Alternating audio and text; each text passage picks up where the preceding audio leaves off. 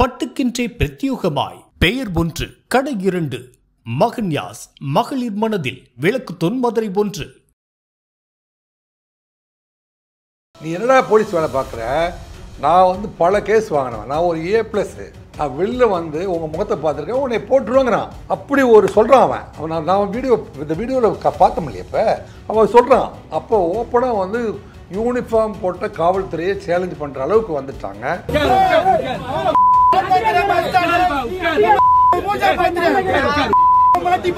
ஆனா அங்க உள்ள குற்றவாளிகள் ஈஸியா அசால்ட்டா கேட்கறான், என்ன ஒரு சிகரெட் இருந்தா கூட அப்படின்னு எஸ்ஐயை பார்த்து கேட்கறான், ஒரு கட்டிங் வாங்கி கொடுத்துறேன் அப்படின்னு இப்படியே கேட்கறான். கட்டிங் வாங்கி கொடு சொல்றானா? அப்படியே கேட்கறான். கண்மூட பாத்தீங்களா? ஆமா, நான் கண் கூட பாத்திருக்கேன், அதனாலதான் சொல்றேன்.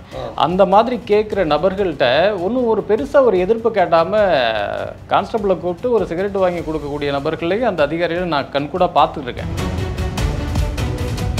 திரு டேவிட்சன் தேவ ஆசீர்வாதம் ஒரு பெரிய சர்க்குலர் அனுப்பியிருக்காரு.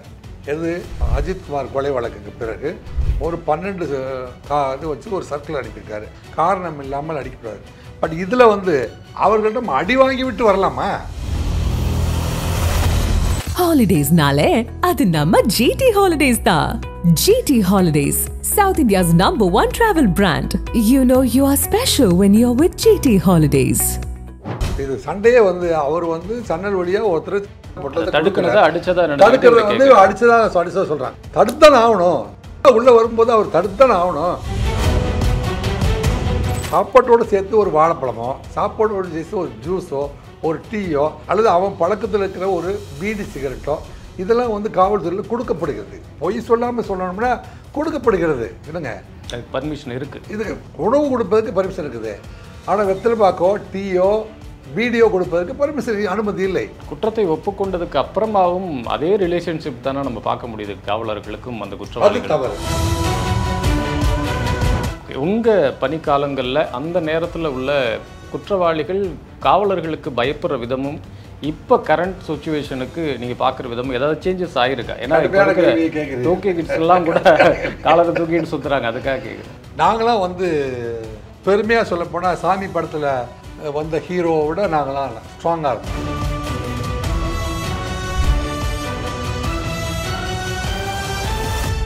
மின்னம்பலம் நேயர்களுக்கு வணக்கம்.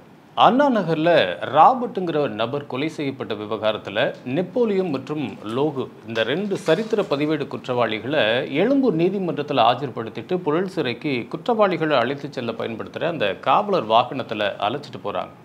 அப்போது ஒரு காவலரை கொலை குற்றவாளி ஒருத்தர் அடிக்கிறாரு. அதை இன்னொரு காவலர் கண்டிக்கிறப்போ அந்த வாகனத்தில் இருக்கிற அனைத்து குற்றவாளிகளுமே ஒன்று சேர்ந்து அதில் உள்ள காவலர்களை ஆபாசமாக திட்டியும் தாக்கியும் கொலை மிரட்டல் விடுற ஒரு வீடியோ ஒன்று நேற்று சமூக ஊடகங்களில் பரவிட்டு வந்துச்சு.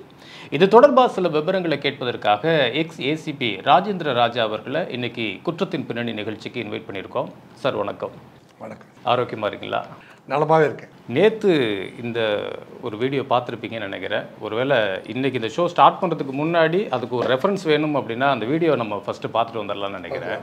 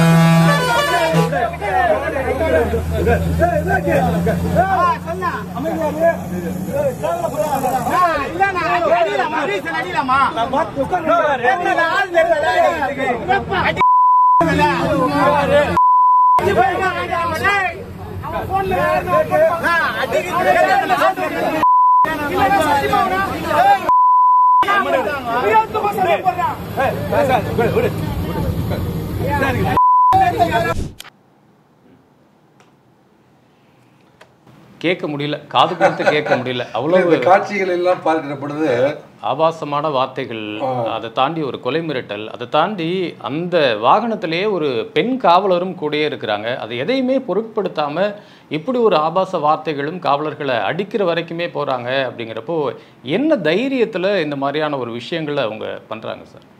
கடந்த 26/2/2025 காலையில் 7:15 மணிக்கு 7:15 மணிக்கு இந்த அண்ணா நகரில் சத்யா நகருங்கிற இடத்துல இருக்கிற ராபர்ட் மேலேயே ஏற்கனவே 3 கொலை வழக்குகள் இருக்குது, பல்வேறு அடிதடி வழக்குகள் இருக்குது. அந்த ராபர்ட்டை கொலை செய்யறதுக்காக லோகுராஜோடைய குரூப்பு கிட்டத்தட்ட ஒரு 9 பேர் வர்றாங்க. 9 பேருமே வந்து காலையில் 7:30 மணிக்கு முகமூடி அணிஞ்சிட்டு வர்றாங்க. முகமூடி அணிஞ்சு பட்டப்பகலில் வந்து அவரை வெட்டி கொலை பண்ணுறாங்க. அதன் தொடர்ச்சியாக பார்த்திங்கன்னா அயனாவரத்துக்கு போகிறாங்க. இந்த ராபர்ட்டுக்கு வேண்டியவங்க அப்படின்னா ரேவதியும் போட்டுறணும்னு சொல்லிட்டு ரேவதி வீட்டை போய் சர்ச் பண்ணுறாங்க. அவங்க வந்து எஸ்கேப் ஆகிடுறாங்க, நேரோலி எஸ்கேப்டு.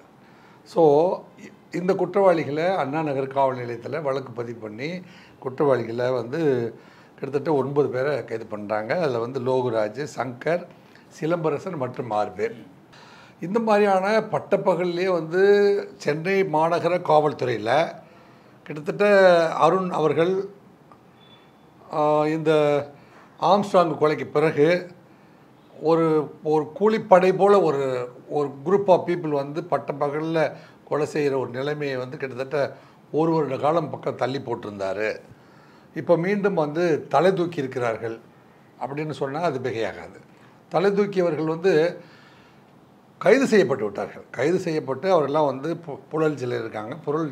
புழல் சிலையில் இருக்கும்போது சிறைவாசிகளை கொண்டு போகிற போது அங்கே நீதிமன்றத்தில் ஆஜர்படுத்தும் போது உங்களுக்கு உணவு வழங்கப்பட்டதா, உங்களுக்கு ஏதாவது வந்து சட்டத்துக்கு முரண்பான அநீதி இழைக்கப்பட்டதா, அல்லது யாராவது தாக்கினார்களா அப்படின்னு கேட்பாங்க. குற்றவாளிகள் அழைச்சிட்டு போகிறப்ப இதுக்குன்னு ஒரு ப்ரொசீஜர் இருக்குது. ஒரு ப்ரொசீஜர் இருக்குது. அந்த எஸ்கார்ட் ஆஃபீஸர்ஸ் கொண்டு போயிட்டு ஆஜர்படுத்தும் போது எங்களை ஒன்றும் கொடுமைப்படுத்தவில்லை, என்னை வந்து அதாவது ஜனநாயக ரீதியாக எங்களை அழைத்து வந்தார்கள் அப்படின்னு சொல்லுவாங்கன்னு வைங்களேன். அதனால் எப்போவுமே வந்து இந்த எஸ்கார்ட் ஆஃபீஸருக்கும் இந்த குற்றவாளிகளுக்கும் நடுவில் கிட்டத்தட்ட ஒரு பரஸ்பர உறவு தான் இருக்கும். ஏன்னா இவன் போய் நம்மளை பற்றி அங்கே தப்பாகவும் சொல்ல வேண்டியதில்லை. ஏன்னா அவன் வந்து குற்றம் சாட்டப்பட்டவன், எனக்கு அவன் எதிரி இல்லை.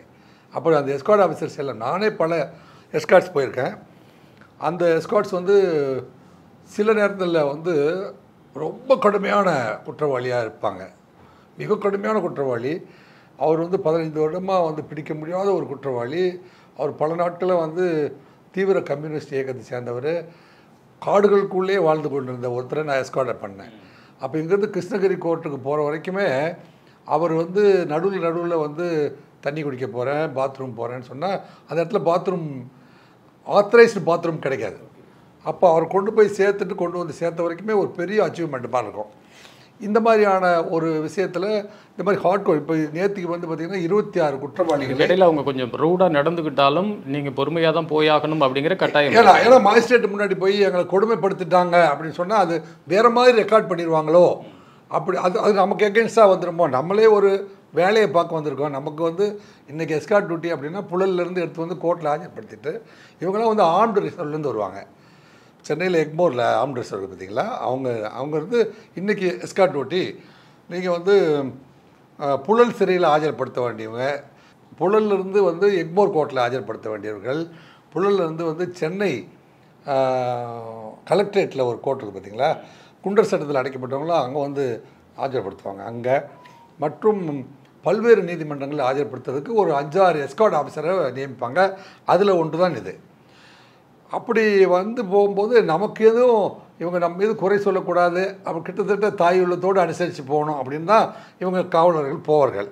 ஆனால் அதை மீறி இப்போ பார்த்தீங்கன்னா சமீப காலங்களில் சிறைச்சாலைக்கு உள்ளே போகும்போது திருப்பி உள்ளே முதல்ல காலையில் எடுக்கும்போது செக் பண்ணி எடுப்பாங்க, ஈவினிங் உள்ளே போகும்போது அவங்கள செக் பண்ணி தான் உள்ளே அனுப்புவாங்க. இப்போ இவர்கள் வந்து பொட்டலத்தை கொடுக்க முயற்சி பண்ணுகிறார்கள். எங்கள் வியாசார்பாடிக்கிட்ட போகும்போது அங்கே வண்டியை ஸ்லோ பண்ண வச்சு முன்னாடி ஸ்லோ பண்ண வச்சு அதாவது தடுப்பு ஒரு 2 பைக்கை குறுக்க விட்டாவே வண்டி ஸ்லோ ஆகும்ல. நாங்கள் வியாசார்பாடி பக்கத்தில் எங்கள் வண்டி ஆட்டோ 2 குறுக்க விட்றோம், அந்த ஸ்லோ ஆகும், அதில் எங்கிட்ட கொடுத்துடு அப்படின்னு சொல்கிறாங்க.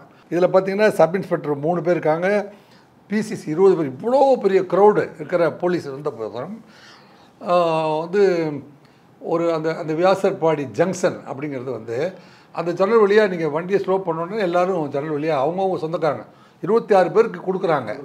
அப்போது வந்து அதை கொடுக்கக்கூடாதுன்னு ஜன்னலில் தடுத்து தானே ஆகணும். தடுக்கிற பொழுது அளவுக்கு அதிகமான வாய்க்கு அதாவது வாயில் சொல்ல முடியாத காதில் கேட்க முடியாத வார்த்தைகள்லாம் சொல்லி ஆபாசமான வார்த்தைகள் எல்லாம் சொல்லி வந்து காவலர்களை நோக்கி அவர்கள் திட்டுகிறார்கள், அடிக்க போகிறாங்க. இன்னொரு விஷயம் நாங்கள்லாம் வந்து இப்போ இதில் நான் பதிவு செய்ய விரும்புகிறது என்னென்னா, நாங்கள் வந்து உங்கள் மூஞ்சியெல்லாம் நல்லா ஒத்து பார்த்துருக்கோம். பல முறை கேஸ் வாங்கின ஆளுங்க நாங்கள் வந்து A+ ஆளுங்க என்னங்க அவன் சொல்கிறான். அப்போ இந்த நாட்டினுடைய சட்டம் ஒழுங்கு அவன் சேலஞ்ச் பண்ணிட்டான். நான் A+டா பல முறை கேஸ் வாங்கியிருக்கேன், ஆனால் நான் தண்டனைப்படவே மாட்டேன், திருப்பி வந்து உங்களா போலீஸாக இருந்தாலும் உங்களை போட்டுருவேன்னு சொல்லிட்டான். இதுதான் வந்து அரசை நோக்கி அவன் கேட்ட கேள்வி. இது என்னை நோக்கியா அல்லது உங்களை நோக்கியே கேட்கல. அவன் இந்த அரசனுடைய சட்டம் ஒழுங்கை பார்த்து அவன் கேட்ட கேள்வி, நாங்கள் பல முறை கேஸ் வாங்கின ஆட்கள், தடுத்த வார்த்தைகளை பேசுகிறது கூட வேற, ஆனால் நான் வந்து பல முறை கேஸ் வாங்கினவன், உங்கள் முகத்தை உத்து பார்த்து விட்டேன், திருப்பி வந்தால் கதையை வேறன்னு சொன்ன பாருங்க. அது கிட்டத்தட்ட வந்து கொலை மிரட்டல் விடுவது காவல்துறை, அப்புறம் வந்து அரசு பணியை செய்ய விடாமல் தடுத்தல், இல்லைங்க அரசு அதிகாரிகளுக்கு கொலை மிரட்டல் விடுத்தல், தடை செய்யப்பட்ட பொருட்களை வந்து பெற்றுக்கொள்ளுதல், போலீஸ் கஸ்டடியில் இருக்கும்போதே அரசு தடை செய்ய பொருட்களை அவங்களுடைய உத்தரவை மீறி வந்து பெற்றுக்கொள்ளுதல் போன்ற வழக்கில் 7 செக்ஷனில் இப்போது அவங்க மேலே வந்து வழக்கு பதிவு பண்ணியிருக்காங்க. இந்த எஸ்கார்ட் ஆஃபீஸர்ஸ் இவங்களுக்கு நீதிமன்றம் சைட்லேருந்து என்ன சப்போர்ட்ஸ் இருக்கும் சார்? இப்போ இது ஆதாரம் இருக்குது, இன்றைக்கி ஒருத்தர் வீடியோ எடுத்துட்டாங்க, இப்போ வீடியோவே எடுக்காமல் இந்த மாதிரி ஒரு சம்பவம் நடக்கும் இல்லையா? அந்த மாதிரி நேரங்களில் இந்த எஸ்கார்ட் ஆஃபீஸர்ஸ்க்கு என்ன மாதிரியான சேலஞ்சஸ்? எஸ்கார்ட் ஆஃபீஸர்ஸ் வந்து மிகவும் தர்ம சங்கடமான நிலைமையில் தான் போவாங்க. கிட்டத்தட்ட அதாவது இவங்க வேலைக்கு ஆபத்து வராமல் சட்டம் ஒழுங்கு அல்லது விதிமீறலுக்கு கட்டுப்பட்டு எவ்வளோ தூரம் கொண்டு வர முடியுமோ. இப்போ நாங்களாம் இப்போ என்ன போன்றவங்களாம் பெரிய எஸ்கார்டு, அதாவது புழல் சிறையில் வந்து ஏற்பட்ட மிகப்பெரிய கலவரம், மறுநாள் காலையில் வந்து அந்த கலவரத்தில் ஈடுபட்ட 7 பேரையும் கொண்டு போய் ஒருவரை வந்து வேலூர், சேலம், கோயம்புத்தூர், கடலூர், திருச்சி, மதுரை கொண்டு போகிறவர் தான் வந்து அந்த கலவரத்துக்கே வந்து பெரிய ஹீரோவாக இருந்து அத்தனை பேர்த்தையும் அடித்து குத்தி காயப்படுத்திய மிக கடுமையான குற்றவாளியை நான் எஸ்கார்ட் பண்ணி கொண்டு போகணும். இங்கேருந்து மதுரை போகிற வரைக்கும் இருக்கிற ரூட்டில் இருக்கிற எல்லா போலீஸ் ஸ்டேஷன்லேயும் வந்து சக்ஸஸ்ஃபுல்லாக வந்துட்டிங்களான்னு கேட்குறாங்க. நடுவில் கள்ளக்குறிச்சி பக்கத்தில் போகும்போது நான் இம்மிடியேட்டாக வந்து பாத்ரூம் போகணும்னு சொல்கிறாரு அவர். அப்போ வேறு என்ன பண்ணுறது, அவர் பாத்ரூம் போகணுமா இல்லை வண்டிக்குள்ளே போட்டோமான்னு கேட்குறாரு. அப்போ நாங்கள் வந்து அந்த இடம் வந்து காடு, எஸ்கேப் ஆகிறதுக்கு நிறைய வாய்ப்புகள் நிறைய இருக்குது. இந்த இடத்துல நான் பாத்ரூம் போகணும் இல்லைன்னா வெளியில் போகணுங்கிறாரு. அப்போ என்னுடைய ஓன் ரிஸ்கில் என்ன செஞ்சோம், எல்லோரையும் வந்து லோட் பண்ணிக்க சொன்னோம். லோட் பண்ணிவிட்டு 3 பக்கமும் வந்து பொசிஷன் எடுத்தாச்சு. நீங்கள் வந்து கட்டாயமாக வந்து பாத்ரூம் போகணும்னு சொல்கிறீங்க, நாங்கள் பொசிஷன் எடுத்தாச்சு. என்னங்க நீங்கள் வந்து இந்த வட்டத்துக்குள்ளே நீங்கள் முடிச்சுட்டு வரணும். இந்த வட்டத்தை தாண்டி ஒரு ஸ்டெப் வச்சா கூட ஃபயர் பண்ணிடுவேன்னு சொல்லிட்டேன். வர பாத்ரூமே வராதே சார். இது கள்ளக்குறிச்சி ஜங்ஷனுக்கு நான் எப்போல்லாம் காரில் திருச்சிக்கு போகிறனோ அப்போ எங்கள் உறவினர்கிட்ட என் ஒய்ஃப்கிட்டலாம் சொல்லுவேன், இந்த இடத்துல அவன் பாத்ரூம் போகணும்னு சொன்னார். அவர் வந்து ஹார்ட் கோல்டு கிரிமினல். அவர் மேலே வந்து 50 வழக்குகள் இருக்குது. அது வெடிகுண்டு வழக்குகள், கொலை வழக்குகள், கலவர வழக்குகள் இருந்த ஒரு அந்த கூட்டத்தினுடைய தலைவர். அவரை நான் எஸ்கார்ட் பண்ணேன். அதான். ஸோ அப்பேற்பட்ட ரிஸ்க் எடுக்க வேண்டியதாக போச்சு. அன்றைக்கி வந்து அந்த 5 நிமிடம் அல்லது 7 நிமிடம் வந்து அந்த இடத்துல நிறுத்தி அவரை கீழே இறக்கி ஏற்ற வேண்டிய ஒரு பொறுப்பு அந்த எஸ்கார்ட் ஆஃபீஸர் தலைமையில் தான் இருக்குது. ஓகே, நீங்கள் எஸ்கார்ட் ஆஃபீஸர்ஸ்க்கு இந்த மாதிரியான ஒரு பொறுப்பு இருக்குங்கிறதுனால நாங்கள் இந்த மாதிரி குற்றவாளிகள் பண்ணுறதை நாங்கள் சகிச்சுக்கிறோம், அதுக்கு ஏற்ற மாதிரி அட்ஜஸ்ட் பண்ணிக்கிறோம் அப்படிங்கிறீங்க. ஆனால் நான் ஒரு நிருபராக பல்வேறு காவல் நிலையங்களுக்கு நான் போய் பார்த்துருக்குறேன். என்னோடய அனுபவத்தில் நான் பார்க்குறப்ப அங்கே உள்ள எஸ்ஐலேருந்து இன்ஸ்பெக்டர் வரைக்கும் எல்லாருக்குமே குற்றவாளிகளோட நெருங்கிய மாமன் மச்சா உறவு, அண்ணன் தம்பி உறவு மாதிரி அப்படி தான் பழகிக்கிறத நான் பார்க்குறேன். அந்த இடத்துலையே ரொம்ப அசால்ட்டாக நம்ம வந்து ஒரு நிருபராக வந்து ஒரு அண்ணன் அப்படின்னு பேசுகிறதுக்கு, ஒரு காவல்துறை அதிகாரியை ஒரு அண்ணன் அப்படின்னு கேட்குறதுக்கே நம்ம யோசனை பண்ணுறோம். ஆனால் அங்கே உள்ள குற்றவாளிகள் ஈஸியாக அசால்ட்டாக கேட்குறான், என்ன ஒரு சிகரெட் இருந்தால் கூட அப்படின்னு எஸ்ஐயை பார்த்து கேட்குறான், ஒரு கட்டிங் வாங்கி கொடுத்துறேன் அப்படின்னு இப்படியே கேட்குறான். கட்டிங் வாங்கி கொடுக்க சொல்றானா? அப்படியே கேட்குறேன். நான் கண்மூட பார்த்தீங்களா? ஆமாம், நான் கண் கூட பார்த்துருக்கேன். அதனால தான் சொல்கிறேன்.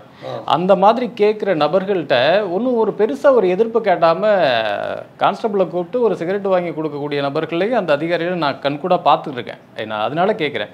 ஸோ இந்த மாதிரி இலகுவாக குற்றவாளிகள்கிட்ட பழகுறதுனால தான் இவங்களுக்கு இந்த மாதிரியான காவலர்கள் மேலே அந்த பயம் இல்லாமல் போயிட்டு சட்டத்தில் பைண்ட் ஆகிருக்கோம்ல. இவர் வந்து எஸ்கார்டுக்கு வந்து எனக்கு அவர் எதிரி இல்லை, ஏதோ ஒரு வழக்கில் ஒரு குற்றவாளி. இவரை நீதிமன்றத்தில் ஆஜர்படுத்துவது மட்டும்தான் என்னுடைய பொறுப்பு. அதில் வந்து அவர் அடிக்க வேண்டிய அவசியமோ துன்புறுத்த வேண்டியதோ இருக்கக்கூடாது அப்படிங்கிறது தான் சட்டம் சொல்லுது. இந்த சட்டத்துக்கு உட்பட்டு நம்ம பயணம் பண்ணும்போது அவங்க தான் எல்லை மீறுவார்கள். அவன் நம்மகிட்ட கோஆப்ரேட் பண்ணணுங்கிறதுக்காக சில நேரத்தில் தண்ணி, ஜூஸு, அவங்க பீடி குடிக்கிற பழக்கம் இருப்பானுங்க. அவங்க கட்டு பீடியை வச்சுட்டு அவங்க உறவினர்கள் கையில் கொடுத்துருவாங்க. ஒரு பீடியை குடிக்கலைன்னா அவன் கோஆப்ரேட் பண்ணுவானேங்கிறதுக்கு இதெல்லாம் அனுமதிக்கிறத நான் பார்த்துருக்கேன். அது கூட நானெல்லாம் அனுமதிக்கிறதில்ல. ஒரு வாகன தணிக்கையில் நம்ம ரோட்டில் பார்க்குறோம், அந்த நபர்கள் வண்டியை விட்டு இறங்கல, ஒரு லைசன்ஸ் கேட்குறாங்க நிப்பாட்டிட்டு அப்படின்னா, வண்டியை விட்டு இறங்காமல் பதில் சொல்கிறாங்க அப்படின்னாலே நீ என்ன பெரிய கலெக்டரா, கீழே இறங்கடா அப்படின்னு சொல்கிற காவல் அதிகாரிகளை நம்ம பார்க்குறோம். சில சமயங்களில் அதுக்காக கோவப்பட்டு திட்டி அடிக்கிற நபர்கள் ஆபாசமாக பேசி அடிக்கக்கூடிய காவலர்களையும் நம்ம பார்க்குறோம். இந்த மாதிரி ஒரு பொதுமக்கள், அப்பாவி பொதுமக்கள்கிட்ட நீங்கள் இந்த மாதிரியான ஒரு விஷயத்தை நடந்துக்கிட்டு இப்படி ஒரு அக்யூஸ்டு டைரெக்டாக ஒரு கொலை மிரட்டல் விடுறான், ஆபாசமாக திட்டுறான், அடிக்கிறான், ஆனால் இங்கே நம்மளால் ஒன்றுமே பண்ண முடியல அப்படிங்கிறது இதை பார்க்குறப்போ இந்த சமுதாயத்தில் இப்போது குற்றவாளிகளாக உருவெடுத்துட்டு இருக்காங்க இல்லையா, அவங்களுக்கு ஒரு இதெல்லாம் ஒரு கெத்தாக இருக்கும்ல அப்படிங்கிற மாதிரி மாறுறதுக்கு வாய்ப்புகள் இருக்குல்ல. அதாவது 8 மணி நேரம் மட்டுமே வேலை பார்த்தார்கள் என்றால் அவங்க வந்து மனிதனாக நடந்து கொள்ள முடியும். இப்போது இன்டர்நேஷ்னல் லேபர் ஆர்கனைசேஷனில் என்ன சொல்லியிருக்காங்க அப்படின்னா, ஒரு தனி மனிதன் வந்து உழைப்பு திறன் வந்து 8 மணி நேரம் தான் வேலை பார்க்க முடியும். அவன் அதையும் மீறி தன்னை அர்ப்பணித்து கொண்டு இன்னும் ஒரு 2 மணி நேரம் வேலை பார்த்தா அதுக்கு வந்து ஓவர் டைம் அப்படின்னு ஒன்று வச்சுருக்காங்க. ஆனால் காவல்துறைக்கு வந்து 24 மணி நேரம் பணி செய்யக்கூடியவர். இப்போ சாயந்தரம் அவர் 8 மணி நேரம் வேலையை முடிச்சுட்டு சாயந்தரம் 5:30 மணிக்கு வீட்டுக்கு போகலாம், 6 மணிக்கு போகலாம், அல்லது 7 மணிக்கு போகலாங்கிற போது பக்கத்து தெருவில் வந்து ஒருத்தர் வந்து கையோடு வெட்டிட்டான் அப்படின்னா அவர் உடனே வந்து இல்லை எனக்கு 8 மணி ஆயிடுச்சு நான் வீட்டுக்கு போகணும்னு சொல்ல முடியாது. இருக்கிற கான்ஸ்டபிள் 3 பேர் சேர்ந்து அந்த கையோடு வெட்டின இடத்துக்கு போனால் அந்த அம்மாவை ஹாஸ்பிட்டலில் சேர்த்து அவனை வெட்டின கம்ப்ளைண்ட் வாங்கி அந்த எஃப்ஐஆரை போட்டு அந்த எதிரியை கைது செய்யாமல் அவர் வீட்டுக்கே போக முடியாது. இப்பேற்பட்ட ஒரு பணி. ஆக்சுவலாக இந்த வீடியோ நான் பார்த்தப்போ எங்களோட பாயிண்ட் ஆஃப் வியூவில் நாங்கள் என்ன நினச்சோன்னா, இப்போ லேட்டஸ்ட்டாக நடந்த அந்த கஸ்டடியல் டெத்து அதுக்கப்புறமா காவலர்களுக்கு இந்த மாதிரி ஒரு அழுத்தம் கொடுக்கப்பட்டிருக்கு, கொஞ்சம் கரெக்டாக நடந்துக்குங்க அப்படிங்கிற மாதிரி ஒரு அழுத்தம் கொடுக்கப்பட்டிருக்கு. அதனால இந்த மாதிரி குற்றவாளிகள் இப்படி பண்ணால் கூட பரவாயில்ல, கொஞ்சம் அட்ஜஸ்ட் பண்ணிங்க அப்படிங்கிற மாதிரி நடந்துக்கிட்டாங்களோ அப்படின்னு நாங்கள் பார்த்தோம். இப்போ அந்த மாதிரி ஏதாவது அழுத்தம் கொடுக்கப்பட்டிருக்கா காவல்துறைக்கு? இல்லை, மனிதாபிமானத்தோடு இப்போ டைரக்டர் ஜெனரல் போலீஸ் வந்து என்ன சொல்லியிருக்காரு, மனிதாபிமானத்தோடு நடந்து கொள்ளுங்கள், அவர்களும் மனிதர்கள் தான். எனவே வந்து காரணம் இல்லாமல் வந்து யாரையுமே வந்து அடிக்கக்கூடாது. என்னங்க, அவர் மீது பல பிரயோகம் செய்யக்கூடாது. இதெல்லாம் வந்து டிஜிபி இன்ஸ்ட்ரக்ஷன் கொடுத்துருக்காரு. ஏடிஜிபி திரு டேவிட்சன் தேவ ஆசீர்வாதம் ஒரு பெரிய சர்க்குலர் அனுப்பியிருக்காரு. எது அஜித்குமார் கொலை வழக்குக்கு பிறகு ஒரு 12 இது வச்சு ஒரு சர்க்குலர் அனுப்பியிருக்காரு. காரணம் இல்லாமல் அடிக்கக்கூடாது. பட் இதில் வந்து அவர்களிடம் அடி வாங்கி விட்டு வரலாமா? அடி வாங்குகிற சூழ்நிலை வந்தால் இப்போ பலப்பிரயோகம் அப்படின்னு ஒன்று இருக்குது பிரதர். பலப்பிரயோகம்னா தன்னை தாக்க வருகிறவரை அதை தன்னை தற்காத்து கொள்வதற்காக எவ்வளவு பலம் தேவைப்படுமோ அவ்வளோ பலப்பிரயோகம் செய்யலாம்னு தான் இருக்குது. நேற்று அடிக்காமல் வந்திருந்தாலும் அவனுடைய தப்பு, அடிக்காதவன் தான் தப்பு, அடிச்சிருக்கணும். பலப்பிரயோகங்கிறது வந்து தன்னை அவமானப்படுத்திட்டான், தன்னை வந்து அடிக்க வந்துட்டான், தன்னை வந்து என்னுடைய பணி செய்ய விடாமல் உடச்சிட்டு வண்டி விட்டு போயிடுவான்னு சுட்டு அதுக்கு தான் வந்து அதுக்கு தான் ஆயுதம் கொடுத்து வந்து துப்பாக்கியோட போட்ட ஆயுதங்களை துப்பாக்கி ஏந்திய காவலர்கள் தான் வந்து வழிகாவலுக்கு போகிறாங்க. அது காரணம்னா தப்பி ஓடுனா சுட்டியாவது பிடிச்சிடணும். அவர் தப்பி ஓடனே இவர் சஸ்பெண்ட் ஆயிடுவார். புரியுதா உங்களுக்கு? இது வீடியோ ஆதாரத்தோடு வச்சிருக்கிறாங்க. அப்போது இந்த மாதிரியான ஒரு ஆபாச வார்த்தையை திட்டுறாங்க, நம்ம மேலே வந்து தாக்குதலே நடத்துகிறாங்க. அப்படிங்கிறப்போ வீடியோ ஆதாரம் தான் இருக்கே, நீங்கள் ஒரு எதிர்த்தாக்கல் தாக்கலாமே, ஏன் பண்ணாமல் இருந்தாங்க அந்த காவலர்கள் அப்படிங்கிறதுக்காக? இல்லை, காவலர்கள் வந்து இப்போ எனக்கு இது வந்து நம்ம கண்ணியமிக்க காவல்துறைன்னு சொல்கிறாங்க இல்லையா. நேற்று வந்து பார்த்திங்கன்னா இந்த வீடியோவில் நம்ம பார்க்குற பொழுது அதில் சீனியர் சப் இன்ஸ்பெக்டர் 2 பேரும் ஒரு காவலரும் சேர்ந்து இந்த நிலைமையை சுமூகமாக கொண்டு போயிடலாம் அப்படின்ட்டு அமைதியாரே அவர் ஏதோ பேசிட்டார். என்னென்ன அவன் வந்து ஜன்னல் வழியாக கொடுக்குறான், நான் வாங்குறேன், இவன் எப்படி நான் அடிக்கலாம், அவர் தடுக்கிறாரு. இப்போ இது சண்டையே வந்து அவர் வந்து ஜன்னல் வழியாக ஒருத்தர் தடுக்கிறத வந்து அடிச்சதா சொல்கிறான். தடுத்தானே ஆகணும், உள்ளே வரும்போது அவர் தடுத்தானே ஆகணும். அதை வந்து அவன் என்ன சொல்கிறான், அடித்தாருன்னு அவன் வந்து ஃபால்ஸாக கிளைம் பண்ணுறான். அது வந்து அந்த மாதிரியான சூழ்நிலையெல்லாம் காவல்துறை எதிர்கொள்ளத்தான் வேண்டும். இது மாதிரி நான் நிறையா விஷயங்களை வந்து நான் அடித்ததாக கூட இப்போ நான் வந்து திருத்தணியில் ஒரு பெரிய ரவுடியை எட்டி பிடிக்க முயற்சிக்கிற போது அவர் வந்து நான் அடுத்ததாக சொல்லி போய் திருத்தணி ஹாஸ்பிட்டலில் அண்ணாமலைன்னு ஒரு பெரிய டாக்டர் அவரை அவரையும் மிரட்டி மாதிரி ராஜேந்திர ராஜா அடித்ததுனால நான் காயப்பட்டேன் என்று என்னை வந்து அட்மிஷன் போடுங்க அப்படின்னு சொல்கிறாரு. சொல்லும்போது அந்த அண்ணாமலை டாக்டர் வந்து அதை மறுக்கிறார். அது எப்படி வந்து என்ன சாட்சி இருக்குதுன்னு கேட்டுட்ருக்காரு. அப்போ நான் வந்து இவருக்கு நான் பிடிக்கும்போது தப்பி ஓடி போன ஒரு குற்றவாளி. அப்போ நான் வந்து அவரை தேடி ஹாஸ்பிட்டலுக்கு போகிறேன். அவர் ஹாஸ்பிட்டலேருந்து தப்பி ஓடிட்டார். அப்புறம் ஹாஸ்பிட்டல் காம்பவுண்ட்லேயே அவரை சேஸ் பண்ணி பிடிக்கிற பொழுது அவர் வந்து வழுக்கி விழுந்தார். அவர் கை உடைந்து விட்டது. அப்புறம் நான் வந்து வேற வலிக்கு விழுந்தார். அப்புறம் கை உடைந்து விட்டது. அப்போ ஏன் வந்து இது பொய்யான முறையில் வந்து நான் அடுத்ததாக போய் வந்து என் மேலே வந்து நீ சர்டிஃபிகேட் வாங்க முயற்சி செய்தாயே, இப்போ நானே சர்டிஃபிகேட் வாங்குகிறேன். நீங்கள் வந்து நான் வந்து அவரை பிடிக்க முயற்சி செய்த போது அவர் காம்பவுண்ட் சுவரை தாண்டி குதிக்க முயற்சி செய்தார், வழுக்கி விழுந்தார், கை உடைந்து விட்டது என்று நானே அட்மிட் பண்ணேன். அப்புறம் அவர் வந்து அங்கேயே எஸ்கார்ட் போட்டு அவரை வந்து இதெல்லாம் நம்ம ஃபேஸ் பண்ணி தான் ஆகணும். ஏன்னா அவர் வந்து பொய்யா வந்து ஒரு காவல்துறை அதிகாரி அடித்ததா என் மேலேயே வந்து வழக்கு தொடுக்கிறதுக்கு அவர் வந்து ஏற்பாடு செய்ய போகும்போது இது திருத்தணி ஜிஹெச்சில் ஒரு வரலாற்று பதிவு. ஏன்னா அந்த ரவுடியோட பேர் சோடாமணி. இது வரைக்குமே வந்து திருத்தணி பஸ் ஸ்டாண்டில் இருக்கிற திருத்தணியில் வேலை செய்கிற அத்தனை பேருக்கும் தெரியும், மிகப்பெரிய ரவுடி சோடாமணி அப்படின்னு ஒருத்தர் வந்து திருத்தணி பஸ் ஸ்டாண்டில் இருந்தார். போகிறவன்லாம் வம்பிழுப்பார். ராஜேந்திர ராஜா இருக்கும்போது தான் வந்து அவரை பிடிச்சி ஹாஸ்பிட்டலில் பிடிக்க போகும்போது அவர் வழுக்கி விழுந்து கை உடஞ்சிருச்சு. அவரே வந்து எஃப்ஐஆர் போட்டு அவர் ஹாஸ்பிட்டலில் சேர்த்ததுக்கு அப்புறம் அவர் நீண்ட நாள் வந்து அந்த தோல்வியை ஒத்துக்க முடியாமல் மனநோயாளியாக ஆகிட்டார். அவர் வந்து அசைக்க முடியாத ரவுடியாக இருந்த ஒருவர், நான் அவரை சேஸ் பண்ணும்போது அவர் வழுக்கி விழுந்து கை உடைந்த காரணத்தினால மனநோயாளி என்னால் ரவுடியாக இருக்க முடியவில்லை என்று ஒரு 6 மாதத்தில் இறந்துட்டார். அவர் மனம் உடைஞ்சிட்டார். இப்போ நான் வந்து மனதிடமாக இருந்து தான் ஆகணும். ஏன்னா நான் வந்து நம்ம தாங்கி பிடித்திருக்கிற காவல்துறையை வந்து நம்ம பயணம் பண்ணி ஆகணும். நம்ம மனதிடமாக இருந்ததுலாம் நம்ம கடந்து வந்துட்டோம். அவர் மனநோயாளியாகி இறந்து போயிட்டார். இன்னொரு பக்கம் இந்த காவலர்கள் அவங்களோட பணி நிறைவு அந்த மாதிரி நேரங்களில் காவல் அதிகாரிகள் என்ன பண்ணுறாங்கன்னா, இந்த குற்றவாளிகள்கிட்ட ரொம்ப ஸ்மூத்தாகவே நடந்துக்கிறாங்க. எப்படியா இருந்தால் ரிட்டையர் ஆக போகிறோம், இந்த கடைசி நேரங்களில் ஏன் இந்த மாதிரியெல்லாம் பிரச்சனையெல்லாம் வச்சுக்கிட்டு அப்படின்ட்டு அந்த மாதிரியான ஒரு போக்கு காவல்துறையில் நம்மளால் பார்க்க முடியும். இல்லை, உங்கள் பார்வைக்கும் என் பார்வைக்கும் ஒரு பெரிய வித்தியாசம் இருக்குது. உங்கள் பார்வைக்கு தான் அவர் ரவுடி, உங்கள் பார்வைக்கு தான் அவர் வந்து திருடன்.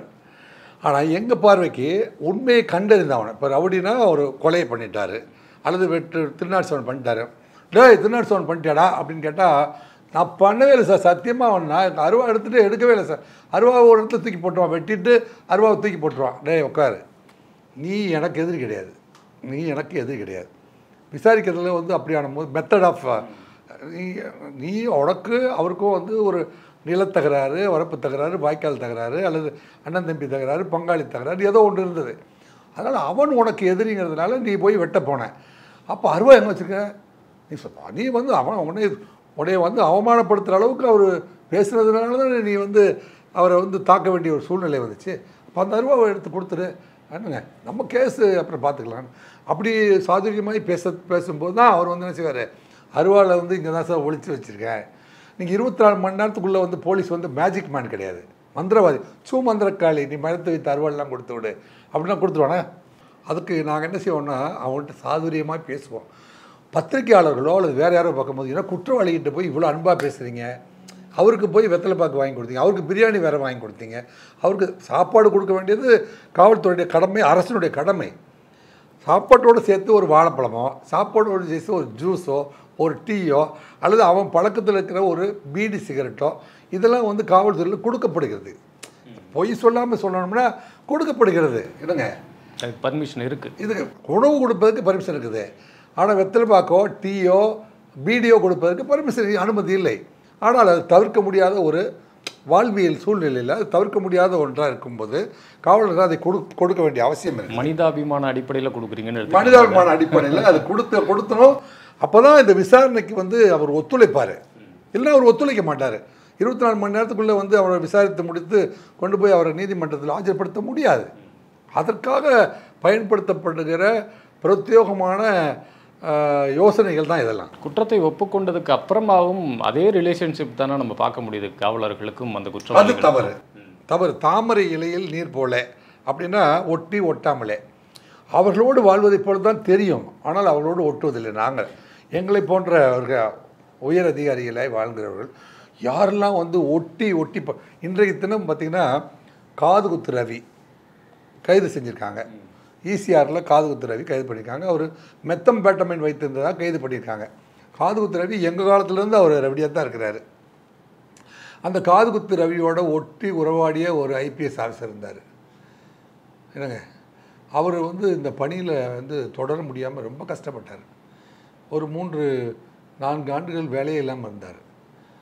இந்த ஒட்டி உறவாடுகிறவர்கள்லாம் எப்படி போவாங்க, அவங்க ஒரு சூழ்நிலையில் அந்த சார் இந்த போலீஸ் ஆஃபீஸர் என் கூட க்ளோஸ்ன்னு அவங்க போய் சொல்லிடுவாங்க. அப்போ எல்லாருக்குமே தெரிஞ்சு போயிடும். அதனால் யாரெல்லாம் வந்து தாமரை இலையில் நீர் போல் ஒட்டும் ஒட்டாமலே, தாமரை இலையில் நீங்கள் தாமரை இலையில் பார்த்தீங்கன்னா நீர் மேலே தான் இருக்கும், ஆனால் தண்ணியோடு ஒட்டாது. தண்ணி வந்து தாமரைக்கு கனமில்லை இல்லைங்க, தாமரைக்கு வந்து தண்ணியும் கனமில்லை, தாமரை இலைக்கு தண்ணியும் கனமில்லை. இப்படி வாழ்வது தான் வந்து காவல்துறை.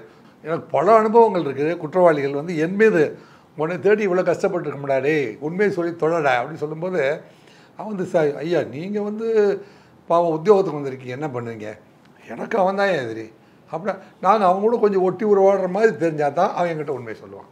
உங்கள் பணிக்காலங்களில் அந்த நேரத்தில் உள்ள குற்றவாளிகள் காவலர்களுக்கு பயப்படுற விதமும் இப்போ கரண்ட் சுச்சுவேஷனுக்கு நீங்கள் பார்க்குற விதமும் ஏதாவது சேஞ்சஸ் ஆகிருக்கா? ஏன்னா டோக்கே கிட்ஸ் எல்லாம் கூட காலரை தூக்கிட்டு சுற்றுறாங்க, அதுக்காக கேட்குறேன். அடக்கப்பட்டிருக்கா இல்லாது அதிகரிச்சிருக்கா அப்படிங்கிறதான் கேட்க வரேன். மிகவும் அதிகரித்திருக்கிறது. அதான் வந்து அரசை நோக்கி நேற்றெல்லாம் வந்து கவின் கொலை செய்யப்பட்ட பிறகு அரசை நோக்கி கோடான கோடிகள் கேள்விகள் எழுந்து கொண்டு இப்போ எங்கள் ஊடகத்துறையில் எங்கே பார்த்தாலும் அரசை நோக்கிய கேள்விகள் தான்.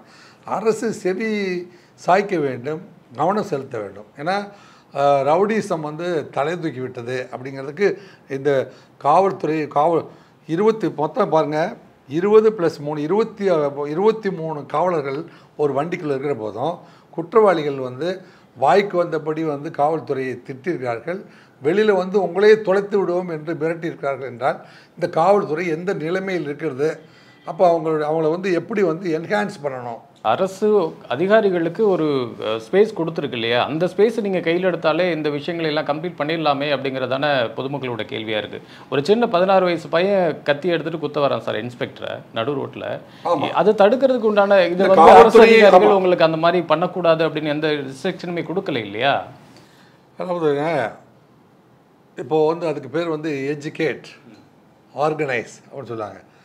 எஜுகேட் ஆர்கனைஸ் அப்படின்ட்டு சொல்லுவாங்க இல்லையா? அது மாதிரி காவல்துறையில் வந்து 6 மாதம் ட்ரைனிங் முடித்து கான்ஸ்டபிளாக வந்துட்டு அதுக்கப்புறம் அவர் வந்து 6 மாதத்துக்கு அப்புறம் 1 வருஷத்துக்கு அப்புறம் அவர் வந்து இன்சர்வீஸ் ட்ரைனிங்னு ஒன்று இருக்குது. அந்த இன்சர்வீஸ் ட்ரைனிங் கொடுக்கப்படுறதில்ல.